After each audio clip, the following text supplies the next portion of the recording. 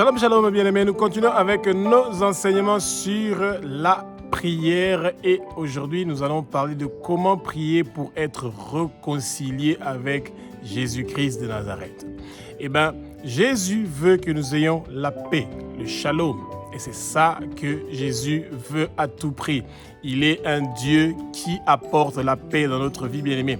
Et quand vous êtes retombé, ça veut dire que vous avez accepté Jésus comme Seigneur Sauveur et Maître de votre vie et que vous êtes tombé dans le péché et que vous ne restez plus à prier et que vous ne restez plus à lire la Bible et que vous sentez que vous êtes tellement pris par votre travail, par vos occupations et que vous ne pouvez plus avoir une vie avec la présence de Jésus, eh bien, rassurez-vous parce que vous avez reçu votre baptême dans l'eau et du Saint-Esprit. Le Saint-Esprit ne vous quitte pas, il est là. Il est attristé parce que vous avez commis des péchés et que vous êtes éloigné de lui. Mais ce que Dieu veut est que vous reconnaissiez que vous êtes un pécheur. Et que si vous reconnaissez que vous êtes un pécheur, eh bien, Dieu est prêt à vous pardonner vos péchés. Et il est prêt à vous donner son shalom, sa paix. Dieu veut que nous ayons le shalom. Dieu veut que nous ayons la paix. Nous avons un seul ennemi et cet ennemi-là s'appelle le Satan. Celui qui veut nous empêcher d'avoir la paix. Eh bien, quand nous sommes malades, nous pouvons commencer à murmurer, nous pouvons commencer à nous lamenter, nous pouvons commencer à maudire Dieu. Eh bien, nous pouvons, parce que nous vivons des difficultés, nous ne restons pas à payer le loyer, nous ne restons pas à manger, les enfants ne réussissent pas à partir à l'école. Nous sommes remplis de problèmes, des maladies qui nous ont cloués à l'hôpital. Nous dépensons l'argent seulement dans les pharmacies. Eh bien, nous ne restons pas à nous en sortir. La vie devient lourde, dure, amère. On pense que si on est en Europe, c'est là où on va avoir la paix et la tranquillité. Eh bien, ceux qui sont là-bas aux États-Unis ou au Canada, ils sont en train de connaître les mêmes problèmes qu'il y a partout dans le monde entier. Peu importe où tu es, le Satan veut à tout prix faire du mal. Il veut t'empêcher de pouvoir prospérer, réussir, progresser dans ta vie. Il veut te donner l'orgueil, l'arrogance pour que tu ne puisses pas t'humilier, t'abaisser, te mettre face contre terre et dire à Dieu que j'ai péché contre toi. Mes parents ont péché contre toi, mes ancêtres ont péché contre toi et nous demandons pardon et nous voulons nous réconcilier avec toi. Bien-aimés, nous devons toujours être prompts, rapides à nous réconcilier avec Jésus-Christ de Nazareth. Quand nous avons commis un péché, eh bien, soyons toujours rapides de demander le pardon pour que nous soyons sous la protection du Seigneur. Que les portes que nous avons ouvertes au Satan, que ces portes-là soient fermées au nom puissant de Jésus-Christ de Nazareth.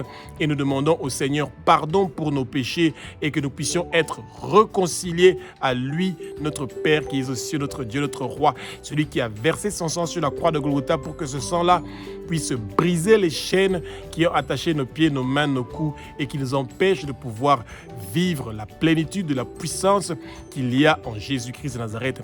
Que le Saint-Esprit prend le contrôle de ma bouche et de mes lèvres, que ce que je veux dire, que ce ne sont pas des paroles qui viennent de moi, que ce sont des paroles qui sont inspirées par le Saint-Esprit, que les écailles tombent comme les écailles de l'apôtre Paul étaient tombées à Damas et que nos yeux s'ouvrent, nous allons connaître la vérité et la vérité va nous affranchir, bien-aimés.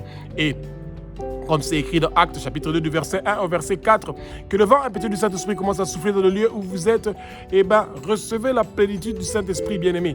Le Jésus qui est le Fils de Dieu, qui a versé son sang sur la croix de Golgotha, ce Jésus-là nous réconcilie avec lui. Il veut que nous ayons une relation personnelle avec lui.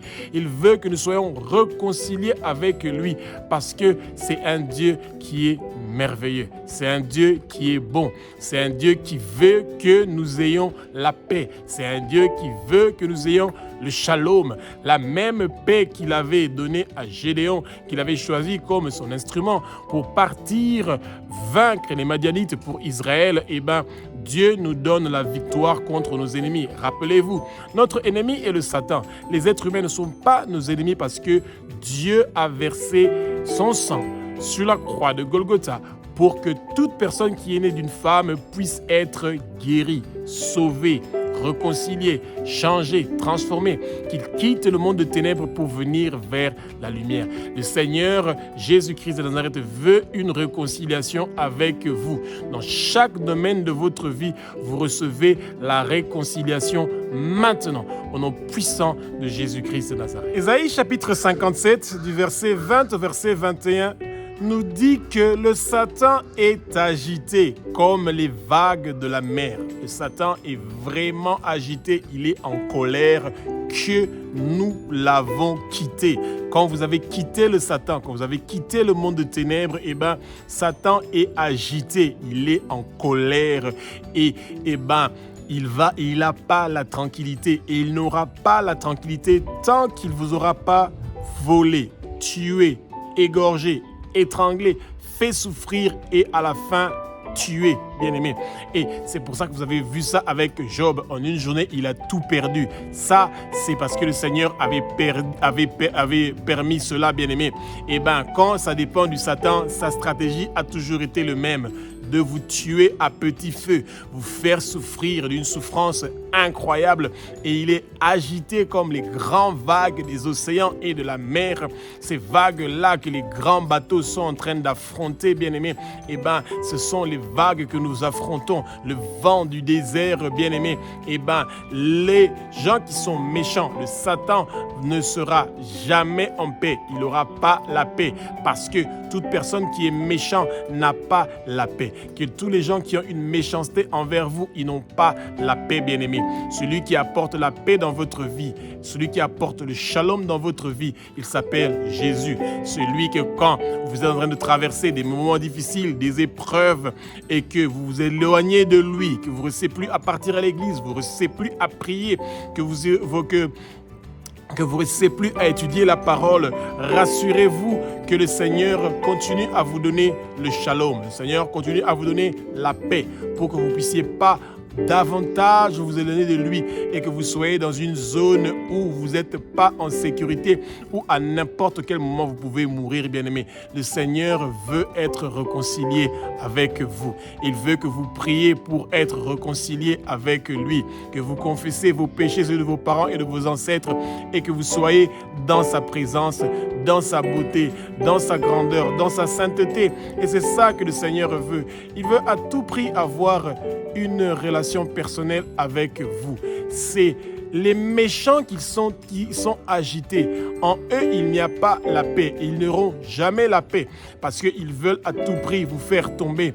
Un homme qui vient vous visiter et qui veut coucher avec vous, pourtant ce n'est pas votre mari. Une femme qui vient vous visiter, qui veut coucher avec vous parce que ce n'est pas votre femme. Des enfants qui sont en train de coucher avec des gens pour l'argent, des prostituées qui sont en train de coucher avec des hommes pour l'argent, des jeunes garçons qui sont en train de coucher avec leur maman, avec des femmes qui sont âgées pour de l'argent. Nous sommes en train de tomber parce que nous avons besoin des choses charnelles, un parfum, un habit, des chaussures, des habits, les voitures, les maisons, les choses du monde. C'est ça qui nous intéresse, bien-aimés. Que le Seigneur nous aide. Que nous puissions sortir de toutes ces difficultés et ces problèmes-là. Et nous savons que le Seigneur va continuer à faire des miracles et des prodiges pour pouvoir sauver son peuple bien-aimé et que tout plan maléfique et diabolique du monde de ténèbres qui sont agités avec leur méchanceté envers nous, tout cela ne va pas réussir et prospérer. Que la paix que nous avons perdue, que nous récupérons cette paix-là, que l'inquiétude, que l'anxiété, que la crainte nous quitte maintenant. Au nom puissant de Jésus-Christ de Nazareth, nous recevons maintenant la paix, le repos, le shalom de Dieu, le shalom de Jésus vient maintenant dans notre vie au nom puissant de Jésus-Christ de Nazareth. Colossiens chapitre 1, du verset 20 au verset 21, bien-aimés. La paix est en Jésus-Christ de Nazareth. C'est en lui que réside la paix, le shalom. Et Jésus veut absolument partager cette paix-là qu'il a avec nous. Même quand nous sommes tombés, bien-aimés, ne soyons pas arrogants et orgueilleux et de ne pas vouloir confesser nos péchés et de refuser de nous approcher du Seigneur pour reconnaître que nous sommes des pécheurs, que nos parents sont des pécheurs, que nos ancêtres sont des pécheurs, pour que nous puissions être réconciliés avec Dieu, que nous puissions avoir de nouveau la paix. Et quand vous avez déjà accepté Jésus dans votre vie, peu importe les péchés que vous avez commis et que vous sentez que vous n'avez pas la paix, eh bien, c'est ça le projet du Satan. Il veut vous mettre dans la tête que vous êtes perdu. C'est mieux que vous vous suicidez. C'est mieux que vous mourrez. Vous n'allez plus avoir la paix. Eh bien, ce sont des mensonges du Satan. Dites-lui, arrière Satan, toi et tous tes hommes forts et tous tes démons. Mon corps est la maison du Saint-Esprit. Tout démon ou homme fort que tu avais planté dans ma vie et que le doute que tu veux emmener dans ma vie, cela est lié, enchaîné, déraciné de ma vie et jeté au feu au nom puissant de Jésus-Christ de Nazareth. Bien-aimés, que le Satan ne vous trompe pas, même quand vous êtes retombés. Jésus vous tend la main. Il veut se réconcilier avec vous maintenant, aujourd'hui, tout de suite. Et peut-être que vous ne comprenez pas que le Satan veut vous empêcher que votre nom continue à être inscrit dans le livre de vie de l'agneau. Quand vous vous suicidez, ou vous vous tuez, ou qu'on vous tue, ou que vous commettez un meurtre, le Satan veut vous mettre dans votre tête que le Seigneur ne va jamais vous pardonner, que vous avez commis un péché horrible qui vous a séparé éternellement de Dieu. C'est faux. Dieu veut avoir une relation personnelle avec vous. Et il sait que celui qui est agité, le méchant, veut absolument que votre nom soit effacé dans le livre de vie de l'agneau. Et c'est pour ça que vous devez prier avec persévérance et ferveur. Tous les jours venir devant la présence du Seigneur et lui demander que les choses qui ne plaisent pas au Seigneur dans votre vie, que ces choses-là changent. Et que vous recevez la délivrance de tout démon qui vous empêche d'être dans la présence du Seigneur. Que vous recevez la guérison de toute maladie qui vous empêche de pouvoir être devant la présence du Seigneur. Le Seigneur veut être avec vous. Il veut avoir une relation avec vous. Il veut absolument être réconcilié avec vous. Il veut vous utiliser, vous, comme son instrument. Il veut utiliser votre corps, votre voix pour pouvoir être glorifié. Où vous allez parler, où vous allez témoigner de comment Jésus vous a enlevé des ténèbres. Il vous a récupéré, même si vous étiez tombé, eh bien, il vous récupère maintenant. Et il vous réconcilie avec son Fils Jésus. Et vous avez droit à la vie éternelle, parce que vous le demandez maintenant. Le Père nous dit, Abba, notre Père qui est notre roi, dans Psaume chapitre 50, verset 15, invoquez mon nom pendant les difficultés, les problèmes que vous avez, eh bien, il va venir, bien-aimé. Même si vous avez commis, peu importe ce que vous avez commis, si vous n'avez pas blasphémé contre le Saint-Esprit et que vous n'êtes pas moqué de lui, eh bien, Jésus a déjà payé le prix sur la croix de Golgotha pour qu'aujourd'hui, maintenant, que vous puissiez avoir la délivrance et la libération au nom puissant de Jésus-Christ de Nazareth. Satan, qui est notre ennemi, qui est agité, lui, il n'a pas la paix.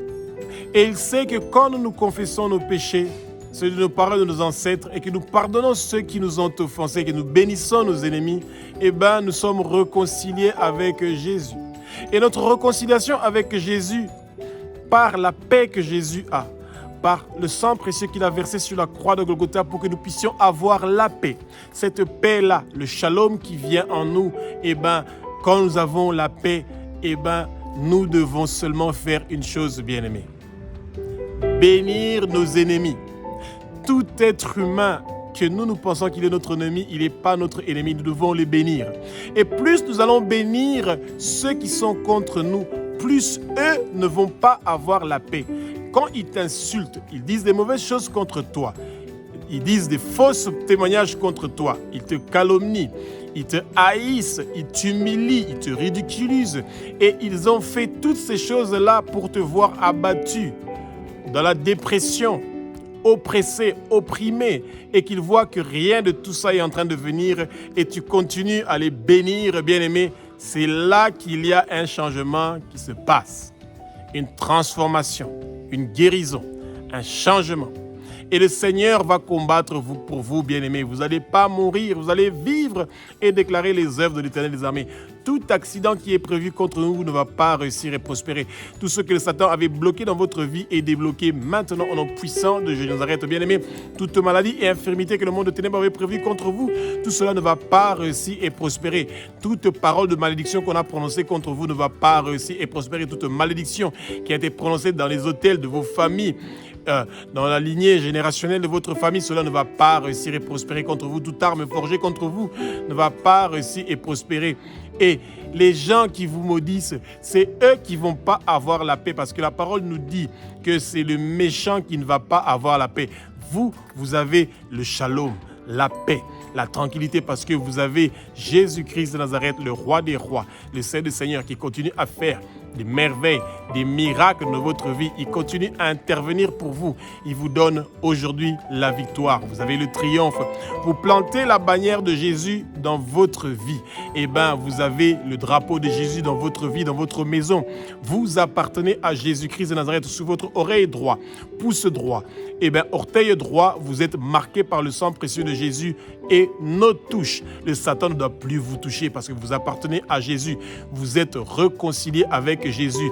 Demandez à Jésus de venir maintenant, qu'il vienne dans votre vie, qu'il demeure dans votre vie, que sa parole demeure en vous, que tout ce que le monde de ténèbres est en train de dire contre vous pour pouvoir vous disqualifier, pour pouvoir vous détruire, eh bien, tout cela ne va pas réussir et prospérer. Nous tous, nous sommes des pécheurs et c'est par la grâce de Jésus, par son sang qu'il a versé sur la croix de Golgotha, que nous avons aujourd'hui la paix. Que la paix vienne maintenant. Il y a une puissance dans le sang de Jésus. Il y a une puissance dans le sang de Jésus. Il y a une puissance dans le sang de Jésus qui est en train de briser les chaînes qui attachaient vos pieds, vos mains, vos coups et fermer vos bouches avec des cadenas spirituels. Maintenant, la puissance qu'il y a dans le sang précieux de Jésus apporte la paix. Parce que Jésus est la paix. Quand Jésus vous visite, il vient, il demeure en vous, sa parole demeure en vous. Vous avez la paix au nom puissant de Jésus-Christ de Nazareth. Jean chapitre 14 au verset 27 nous dit que Jésus-Christ de Nazareth nous laisse la paix. Il nous donne la paix. Ce n'est pas une paix comme la paix que le monde nous donne. J'ai payé mon loyer. J'ai le carburant pour ma voiture. J'ai la nourriture que je peux boire. Mes enfants ont les chaussures. Ils sont bien.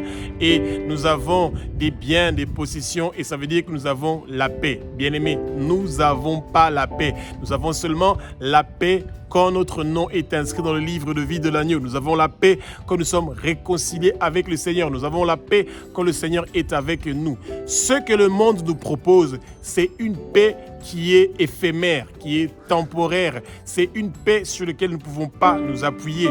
C'est une paix qui va disparaître. C'est une paix qui vient du Satan. Une paix qui est juste pour un petit temps. Eh bien, le Satan propose la richesse, les biens, la facilité financière, de pouvoir faire toutes les folies que vous voulez. Mais le Satan sait qu'à la fin, vous allez avoir besoin d'une goutte d'eau dans le lieu de la perdition et de la souffrance et vous allez demander aux autres de vous donner cette eau-là. Ceux qui étaient en train de souffrir et qui n'avaient peut-être pas la paix sur terre, eh bien, à ces gens-là, vous allez demander d'avoir de l'eau. Et en ce moment-là, cette eau-là ne sera pas disponible pour vous, bien-aimés. Jésus, dans Jean chapitre 14, verset 27, il nous promet la paix. Une paix pas comme la paix que le monde nous donne. Une paix qui est réelle. Et pour avoir cette paix-là, nous devons le demander. De Abba, notre Père qui est au ciel, notre Dieu, notre roi, au nom puissant de Jésus. En cette journée d'aujourd'hui, je veux avoir le shalom, je veux avoir la paix, je veux avoir la tranquillité. Je veux que tu viennes dans ma vie. Je veux que tu fasses des choses dans ma vie. Je veux un changement dans ma vie. Je veux être une bénédiction pour quelqu'un. Je veux être une bénédiction pour les autres, pour que les autres puissent changer, que leur vie puisse changer, pour qu'ils puissent être changés et transformés. Que nous puissions nous réconcilier à toi, bien-aimé. Il y a 10 milliards d'habitants dans le monde entier. Moins de 1 milliard ont donné leur vie à Jésus. Comment le monde peut avoir la paix quand nous ne sommes pas en train de gagner des âmes pour Jésus? Et que nous continuons à être animés par l'amour, par le désir des choses du monde. Les maisons, les voitures, les belles habits, les jolies chaussures, les parfums, les bijoux. Toutes les choses pour séduire, le luxe pour montrer la puissance, le pouvoir que nous avons. Le Seigneur veut nous donner la paix. La paix même quand nous sommes dans les difficultés. La paix même quand nous sommes dans les épreuves. Une paix qui est éternelle, c'est ça que Jésus nous propose. Il nous propose la paix ici sur terre. Et après notre vie sur terre, Jésus nous propose la paix éternelle. Et c'est ça que nous voulons, bien-aimés. Et nous devons prier, demander pour que nos familles puissent avoir la paix, pour que la région où nous sommes puisse avoir la paix, pour que le pays où nous sommes puisse avoir la paix, pour que nos autorités puissent avoir la paix, qu'il y ait la bonne gouvernance, qu'il n'y ait plus de corruption, que les bonnes choses puissent venir dans notre vie, que la paix puisse venir, que toute agitation qui vient du monde de ténèbres, de ces gens qui sont méchants, qui sont agités, qui n'ont pas la paix, que ces gens-là puissent recevoir Jésus, qu'ils puissent recevoir la paix. Toutes les attaques qui viennent du monde de ténèbres pour vous retirer la paix, que ces attaques-là soient effacées par le sang précieux de Jésus et que vous puissiez recevoir le shalom, la paix aujourd'hui, maintenant, parce que Jésus a payé le prix sur la croix pour enchaîner, lier toute inquiétude, toute anxiété, tout esprit de déception et d'abattement. Que cela soit lié, enchaîné, déraciné de votre vie et jeté au feu. Et aujourd'hui, vous recevez la paix, vous recevez la tranquillité au nom puissant de Jésus-Christ de Nazareth. Bien-aimés, nous devons tous les jours remercier Jésus-Christ de Nazareth pour la paix qu'il nous donne. Jésus nous donne une paix gratuitement. Chaque fois que nous allons lui demander d'avoir la paix, il va nous donner la paix. Peu importe ce que nous sommes en train de vivre, les épreuves que nous traversons, que nous sommes tombés, que nous sommes éloignés du Seigneur à cause du péché, à cause des choses que nous avons commises. Le Seigneur est prêt à nous pardonner nos péchés et il veut amener la paix. Il veut que nous mettons de l'ordre dans notre vie. Il veut que nous soyons en paix avec les autres, que nous puissions nous réconcilier avec les autres, que nous puissions avoir la réconciliation avec lui. Et le monde nous propose une paix décevante, éphémère, temporaire et qui coûte de l'argent. Mais le Seigneur nous propose une paix éternelle gratuitement. Et c'est pour ça que quand nous sommes en train de prier, nous devons prier pour qu'il y ait la paix dans nos familles. Combien de familles sont divisées à cause des problèmes d'argent, à cause des problèmes de biens, à cause des problèmes du matériel? Combien de pays sont divisés à cause des richesses, des minéraux, etc. La paix est en train de quitter nos nations à cause de la religion, à cause des sanctions, à cause des embargos, à cause de luttes de pouvoir, des guerres de pouvoir. Et quand le peuple de Dieu, qui est le sel de la terre, n'est pas en train de prier pour la paix, cette paix-là ne viendra pas. Les gens vont continuer à souffrir, les gens vont continuer à être maltraités, les gens vont continuer à avoir une vie qui est dans les difficultés, dans les problèmes. Et le Seigneur veut nous délivrer de toutes ces choses-là qui amènent des difficultés et des problèmes, bien-aimés, dans notre vie. Nous ne devons pas seulement prier pour avoir la paix nous-mêmes, nous devons aussi prier la paix pour nos familles, la région où nous sommes, les pays où nous sommes, pour les nations. Que les guerres s'arrêtent, que le shalom vienne partout, que le shalom soit transmis. La paix se transmet, bien-aimés. Quand vous avez la paix, les gens qui sont près de vous reçoivent aussi la paix. Les gens qui vous fréquentent reçoivent aussi la paix, le shalom, la paix que le Seigneur a prévue pour vous. Que l'esprit de crainte et de peur vous quitte. Aujourd'hui, vous recevez la paix, la tranquillité.